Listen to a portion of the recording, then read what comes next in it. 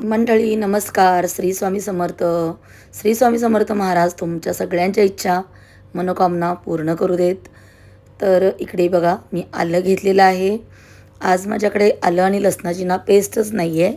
स्वयंपाक करायचा म्हटलं ना तर सगळी तयारी करायला लागते आणि आलं लसूण पेस्ट मी डब्यात नेहमी करून ठेवते, पण आता ती संपलेली आहे म्हणून ही झामताम चाललेली आहे माझी.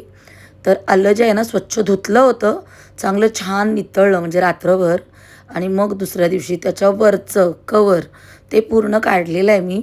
आणि अशा पद्धतीने बघा शिजरने कट करते आणि मग आता मिक्सरला बारीक करून छान स्टीलच्या डब्यामध्ये किंवा काचेच्या बाऊलमध्ये, प्लास्टिकचं मी वापरत नाही म्हणजे. आणि इकडे बघा आलं अशा पद्धतीने अगदी बारीक, याच्यामध्ये पाण्याचा अंश नाही आहे आणि छान बारीक झालेलं आहे. तर हे आता आपल्याला काय करायचं आहे, डब्यामध्ये काढायचं आहे. मला वाटते अजून एकदा हे थोडं बारीक करावं लागेल. तर बघा बारीक करून झालेलं आहे. आणि मी ना स्टीलचे डबे वापरते किंवा मग काचेचे डबे वापरते.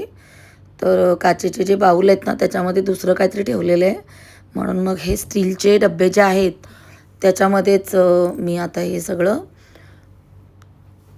आल्याची पेस्ट केलेली आहे ना तर ते घालत आहे. आलं लसणाची पेस्ट किंवा समजा कढीपत्ता, कोथिंबीर, हिरव्या मिरचीचे पाठीमागचे देठ, असं सगळं करून ठेवलं ना पूर्वतयारी, की मग स्वयंपाकाला ना उशीर लागत नाही. तर कोथिंबीर वगैरेसुद्धा मी स्वच्छ करून ठेवलेली आहे डब्यात घालून, कढीपत्ता घालून ठेवलेला आहे डब्यात घालून, आणि हिरव्या मिरच्यासुद्धा मी अशा बाऊलमध्ये ठेवते किंवा एका डब्यात ठेवते, म्हणजे त्या अशाच्या अशा राहतात. आणि इकडे बघा पहिल्यांदा आल्याचं केलं आणि मग आता लसणीचं करणार आहे. लसूण झाल्यानंतर आल्याचं नाही करणार. कारण काय होतं, लसूण आपण कशालाही वापरू शकतो, पण हे आलं आहे ना तुम्ही चहालासुद्धा तुम्हाला जर घालायचं असेल तर तुम्ही घालू शकता. म्हणून मग एकामेकाचं मिक्स नको व्हायला, म्हणून पहिलं आलं केलं. आणि आता मग इकडे मी लसूण छान साफ करून घेतलेला आहे. हा डबा बघा इकडे तयार झाला आहे. आता इकडे लसूण करायचं आहे मला. तर याच्यातच आता मी लसूण करणार आहे.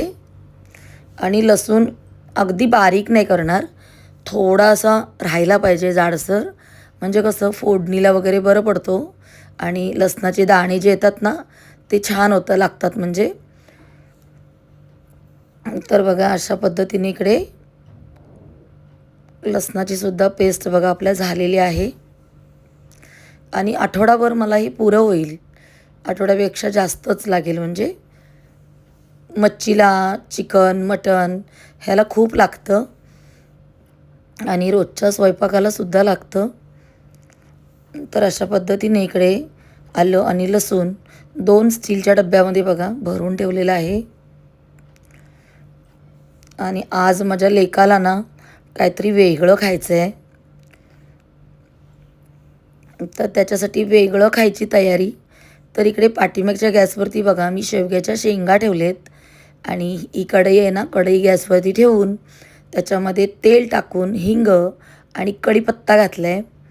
आणि बारीक बारीक 2 कांदे चिरले होते तर ते घातलेत. आणि आता 1 टमाटर आहे, तर 1 टमाटर मोठा होता तर तो सुद्धा आता लगोलग घालून घेणार आहे. आणि आता छान काय करायचं, परतायचं. तर दुसरीकडे ना मी आलं, लसूण, जिरे, हिरवी मिरची, कढीपत्ताची पानं अशी पेस्ट केली होती, तर तीसुद्धा बघा आता चमचावर घातलेली आणि छान परतलेलं आहे. आता याच्यामध्ये हळद आणि शेंगदाण्याचा कूट असं सगळं घालत आहे. हळद आणि शेंगदाण्याचा कूट आणि मीठ घालून चांगलं परतून घेतलं. आता इकडे आपला रोजच्या वापरातला जो मसाला म्हणजे लाल मसाला, तर तो घातला आहे. तोसुद्धा आपल्याला अगदी चवीनुसार घालायचा आहे, म्हणजे तुम्हाला तिखट कसं आवडतं त्यानुसार. आणि मग आता याच्यावरती मी ओतलेलं आहे पाणी, म्हणजे एकंदरीत मी फोडणी बनवली. आणि पाठीमागच्या गॅसवरती शेवग्याच्या शेंगा आहेत ना त्यासुद्धा छान शिजत आहेत. तर लेकाला माझ्या ना असं काहीतरी चांगलं चांगलं कधी कधी खायचं असतं, तर त्याच्यासाठी मग मी सगळं बनवत असते. तर काही हरकत नाही, जे चाललं आहे झामताम तो पोरासाठी आणि नवऱ्यासाठी तर चालला आहे. बरोबर ना. तर चला हरकत नाही. तर बघा इकडे जी आपण फोडणी केली होती ना, तर त्या फोडणीला छान खळखळून बघा उकळी आलेली आहे. थोडं हलवून घेऊया. मस्त घरभर असा याचा सुवास सुटलेला आहे. अप्रतिम वाटतंय. आणि आता आपण काय करूया याच्यामध्ये, आता तुम्ही बघितल्यानंतर म्हणाल की नक्की ही बनवते काय? तर आता याच्यामध्ये मी घालत आहे बेसनाचं पीठ.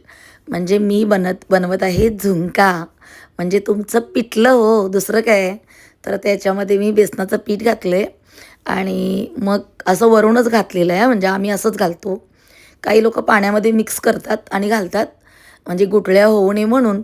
पण ह्या गुठळ्या अशा फोडण्यात जी मजा आहे ती कुठल्याही झुणक्यामध्ये नाही आहे. तर बघा अशा पद्धतीने छान याच्यातल्या ज्या गुठळ्या आहेत त्या फोडलेल्या आहेत आणि अगदी बारीक बारीक गुठळ्या तर राहतातच. तर ते तर असतंच. तर आपला झुणका जो आहे तो बघा त्याच्यातल्या सगळ्या गुठळ्या मी अशा छान पळीने फोडून घेत आहे. अशा पळीने फोडल्या ना लगेच फुटतात सुद्धा. आणि बऱ्यापैकी ह्या झुणक्यामधल्या गुठळ्या सगळ्या आता छान फुटलेल्या आहेत. तर तुम्ही म्हणत असाल की हे शेवग्याच्या शेंगा आहेत तर ह्या हिने शिजायला ठेवलेत. तर आता झुणक्यामध्ये जेव्हा मी बेसन घालणार तर त्या शेंगासुद्धा येणार ना, म्हणून मग मी अशा वेगळ्या शिजवते. आणि मग ते शेवग्याच्या शेंगा, शिजलेलं पाणी आणि शेवग्याच्या शेंगा हे सगळं आता छान घातलं आहे. आणि वरून अशी कोथिंबीर भुरभुरलेली आहे.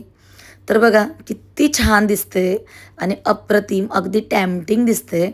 तर इकडे लेकाला माझ्या गरम गरम भात आणि शेवग्याच्या शेंगा घातलेला झुणका खायचा होता.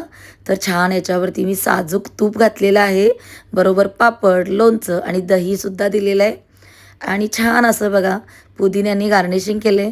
आणि आता छान लेकाला बघा जेवायला वाढलेलं आहे. त्यालासुद्धा खूप आवडलं आणि तुम्हालासुद्धा नक्की आवडलं असेल अशी मी आशा करते. तर मंडळी, आजचा हा बेसन भात, झुणका भात मस्त साजूक तुपामधला कसा वाटला नक्की सांगा. आणि आपल्या चॅनेलला लाईक करा, शेअर करा. नवीन असाल तर सबस्क्राईब करायला विसरू नका आणि तुमच्या प्रतिक्रिया नक्की द्या. चला तर मंडळी, आज मी माझ्या लेकाची विश पूर्ण केलेली आहे. चला आम्हीसुद्धा आता खाऊन घेतो. बाय.